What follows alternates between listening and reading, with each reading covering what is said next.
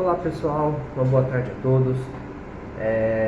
Eu inicio esse vídeo aqui primeiramente agradecendo a todos que me deram apoio, que estão me apoiando, estão me dando um feedback sobre o trabalho, sobre os vídeos e claro, deixo o espaço aberto para sugestões de temas, principalmente aí dentro do direito de família, que é o que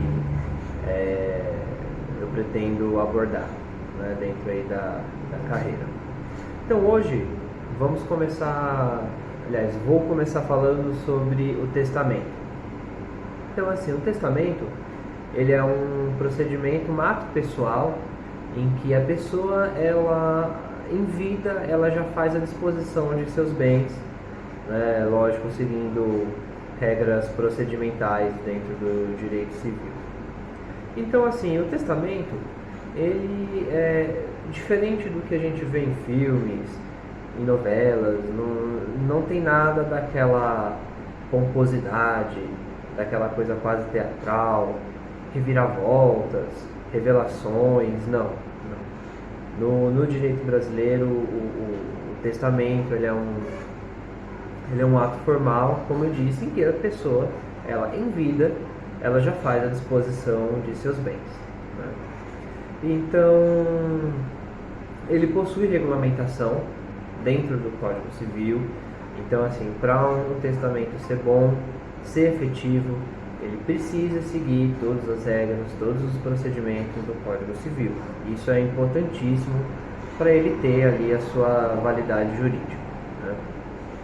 Então, diferentemente do que a maioria das pessoas pensam, o testamento não somente bens você pode colocá-lo, né? Você pode colocar dentro do testamento, mas também reconhecimento de paternidade, disposições sobre funerais, né? Então, eu quero que meu corpo seja cremado, embalsamado, quero que tenha uma ornamentação de flores dentro do meu caixão, enfim. São todos esses tipos de disposições que você pode colocar em inventário, além do testamento, além da disposição de bens, né? Você falar, deixo uma casa para um dos meus filhos, um veículo, uma quantia de dinheiro. Então, tudo isso pode ser colocado dentro do testamento. Então, dando continuidade, basicamente existem 3 tipos de testamento. Na verdade, existem alguns testamentos especiais, né, que é o marítimo, aeronáutico, enfim, que na verdade, para nós aqui, o que interessa são esses 3 tipos mesmo, que são os mais comuns, que é o testamento público, o testamento particular e o testamento cerrado. Começo falando aqui um pouco sobre o testamento público, porque o testamento público ele é o mais comum e eu gosto de dizer também que ele é o mais seguro, porque ele é feito em cartório, na presença de um tabelião, lembrando que é um ato exclusivo do tabelião, então ele não pode delegar esse tipo de função para um escrevente, qualquer outro cartorário. Então é um ato exclusivo do tabelião exatamente para ter uma fé pública, né, dentro desse procedimento.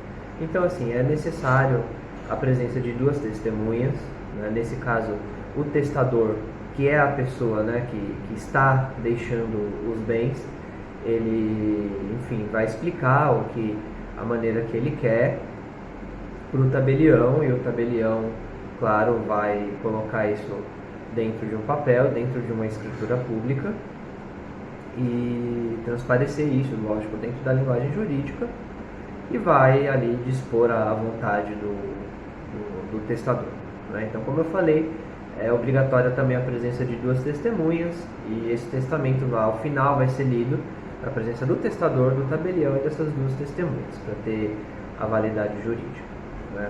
Então, o testamento cerrado também ele é um ato de cartório. Então, ele é realizado dentro do cartório, também na presença de um tabelião. A diferença é que esse testamento ele não vai ser lido ali presencialmente. Esse testamento só vai ser dada publicidade obviamente, após o falecimento do testador. Então, por isso que ele é chamado um testamento cerrado. Então, ali naquela hora, o tabelião ele não vai saber do conteúdo e também não vai poder fazer essa leitura na presença de duas testemunhas. E o terceiro, também não menos importante, é o testamento particular, o privado, né? Como você prefira chamar. Esse testamento, justamente por ele não ser realizado em cartório, ele exige a presença de 3 testemunhas. Então, à medida que o testador fizer a disposição de seus bens, ele precisa convocar 3 testemunhas que irão assinar esse documento, né? Ele também precisa ser lido na presença, né, do testador e também dessas 3 testemunhas. E o ideal sempre que haja a presença de um testamenteiro. O testamenteiro, quem é essa pessoa? O testamenteiro é uma pessoa que vai ficar incumbida de dar prosseguimento, cumprimento a esse testamento, ou seja, com a morte do testador e nomeado esse testamenteiro que tem a obrigação de promover a ação de registro, cumprimento de inventário, ele que, enfim, vai dar ali rédeas, né, ao cumprimento desse testamento. Então, lembrando que o encargo de testamenteiro ele não é gratuito, ou seja, o próprio testador ele pode reservar uma cota à parte de seus bens para o testamenteiro, existe, claro, um limite dentro disso, ou o próprio juiz, dentro da ação de registro e cumprimento de testamento, ele pode fixar os honorários aí do testamenteiro, né? Então, essa basicamente são as 3 modalidades, né, as mais importantes, as mais usuais dentro aqui do direito brasileiro. Então, assim, a grande vantagem do testamento é que você evita brigas, né, principalmente em famílias maiores, em que já existam brigas entre filhos, entre irmãos, entre herdeiros, enfim. Você fazendo a disposição do seu patrimônio, você já evita tudo isso, né?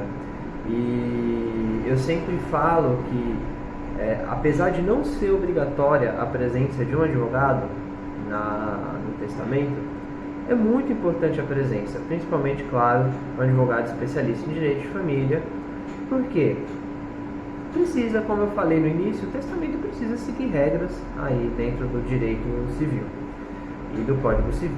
Então, obviamente, um advogado que seja especialista em direito de família, ele vai saber dessas regras, até para que o testamento lá na frente ele tenha validade jurídica, né? Para ele não ser nulo, não evitar que exista algum tipo de nulidade, o patrimônio disponível seja maior do que o que a parte podia dispor, enfim, né? Tem N motivos que é muito importante a presença de um advogado, né? Lembrando que, fato muito importante, que a pessoa, o testador, ele não pode dispor mais do que 50% do seu patrimônio, né, seu patrimônio disponível, porque é necessário que deixe reservado também a cota de 50% do seu patrimônio para os seus herdeiros necessários, que em geral são os filhos, cônjuge, né, esposa, companheiro, companheira. Então, ele não pode dispor mais do que aí 50% do seu patrimônio. E, claro, essa parte do seu patrimônio disponível, ele pode colocar para quem ele quiser, pode deixar para um irmão, para um tio, um amigo, né, para quem ele queira, uma pessoa que tenha aí afinidade com o testador.